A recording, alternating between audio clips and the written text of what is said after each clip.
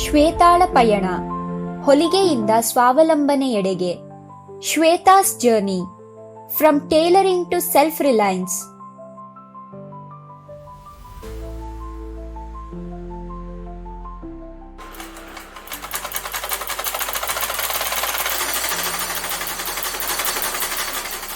ನನ್ನ ಹೆಸರು ಶ್ವೇತಾ ನಿರ್ಮಲ್. ನನ್ನ ಗ್ರಾಮವು ರಾಯ್ಬರೇಲಿ ಜಿಲ್ಲೆಯ ಉಂಚಹಾರ್ ಬ್ಲಾಕ್ನ ಅಕುಡಿಯಾ ಗ್ರಾಮದಲ್ಲಿದೆ.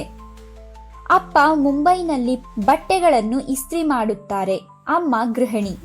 ಅವರು ಮನೆಯ ಕೆಲಸ ಮತ್ತು ಟೇಲರಿಂಗ್ ಕೆಲಸ ಮಾಡುತ್ತಾರೆ. ಸುತ್ತಮುತ್ತಲಿನ ಜನರಿಗೆ ಬಟ್ಟೆ ಹೊಲಿಯುತ್ತಾರೆ.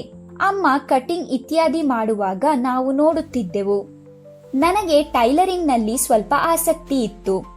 ಆದರೆ ಅದು ಹೆಚ್ಚಾಗಿ ಒಳ್ಳೆಯ ಉಡುಪುಗಳನ್ನು ನೋಡುವುದರಿಂದ ಮತ್ತು ನಾನೂ ಸಹ ಹೀಗೆ ಹೊಲಿದು ಧರಿಸಬೇಕು ಎಂದು ಯೋಚಿಸುವುದರಿಂದ ಬಂದಿತು. ಅಮ್ಮನ ಬಳಿ ಸ್ವಲ್ಪ ಕೇಳುತ್ತಿದ್ದೆ, ಇದನ್ನು ಮಾಡುವುದು ಹೇಗೆ ಮತ್ತು ಏನು ಮಾಡಬಾರದು ಎಂದು. ಅಂದರೆ ಸರಿಯಾಗಿ ಕಲಿತರೆ ನಾನೂ ಕೂಡ ಬೇರೆಯವರಿಗೂ ಹೊಲಿಯಬಹುದು ಎಂದು. ಹೀಗೆ ನನಗೆ ಮನಸ್ಸಾಯಿತು, ಹೌದು, ನಾನು ಇದನ್ನು ಕಲಿತು ಸ್ವಾವಲಂಬಿಯಾಗಿ ಒಂದಷ್ಟು ಹಣ ಸಂಪಾದಿಸಬಹುದು ಎಂದು. ಫ್ಯಾಷನ್ ಡಿಸೈನರ್ ಕೋರ್ಸ್ ದೊಡ್ಡದು ಮತ್ತು ಕಲಿಯಲು ತುಂಬಾ ಹಣ ಬೇಕಾಗುತ್ತದೆ ಎಂದು ನಾನು ಭಾವಿಸಿದ್ದೆ. ಮನೆಯಲ್ಲಿ ಸ್ವಲ್ಪ ಹಣದ ಸಮಸ್ಯೆ ಇತ್ತು, ಆದ್ದರಿಂದ ನಾನು ಮಾಡಲು ಸಾಧ್ಯವಾಗಲಿಲ್ಲ.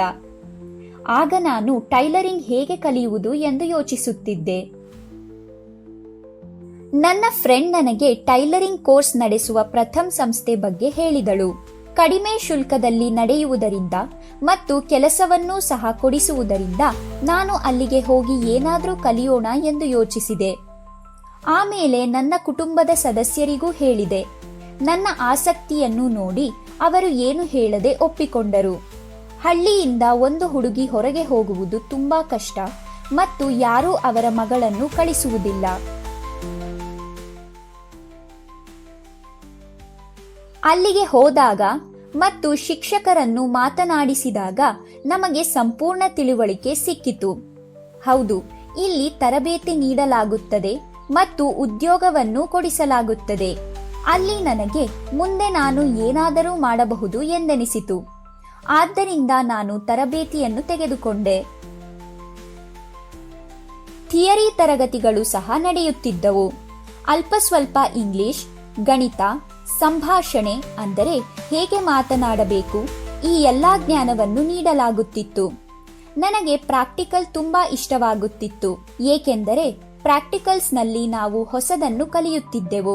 ಹೊಸ ಕಟಿಂಗ್ ಮತ್ತು ಹೊಲಿಗೆ ಹೇಗೆ ಮಾಡುವುದು ಎಂದು ಕಲಿಯುತ್ತಿದ್ದೆವು.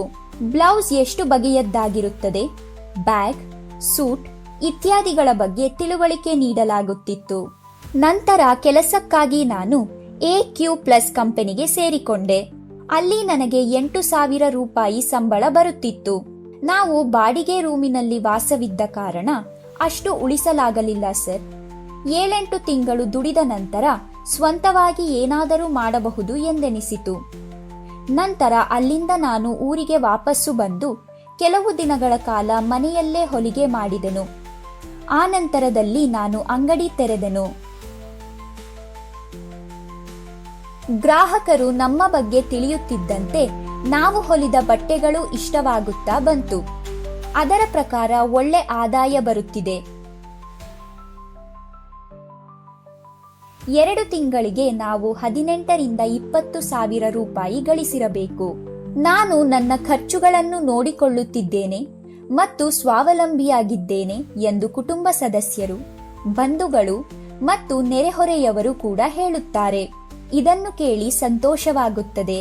ಟೈಲರಿಂಗ್ ಕೆಲಸದಲ್ಲಿ ಪ್ರಥಮ್ ನನಗೆ ಸಾಕಷ್ಟು ಸಹಾಯ ಮಾಡಿದೆ. ಇದರಿಂದ ನಾನು ನನ್ನ ಕಾಲ ಮೇಲೆ ನಿಂತಿದ್ದೇನೆ. ಹಳ್ಳಿಗಳಲ್ಲಿ ವಾಸಿಸುವ ಹುಡುಗಿಯರು ಹೊರಗೆ ಹೋಗುವುದು ತುಂಬಾ ಕಷ್ಟ ಮತ್ತು ಇತರರು ಏನು ಹೇಳುತ್ತಾರೆಂದು ಗಮನ ಕೊಡಬಾರದು ಎಂದು ಹೇಳಲು ಬಯಸುತ್ತೇನೆ. ಅವರು ಹೊರಗೆ ಬಂದು ಕಲಿತು ಅವರ ಕುಟುಂಬವನ್ನು ಬೆಂಬಲಿಸಿ ಸ್ವಾವಲಂಬಿಯಾಗಿರಬೇಕು ಮತ್ತು ಇತರರನ್ನು ಅವಲಂಬಿಸಬಾರದು.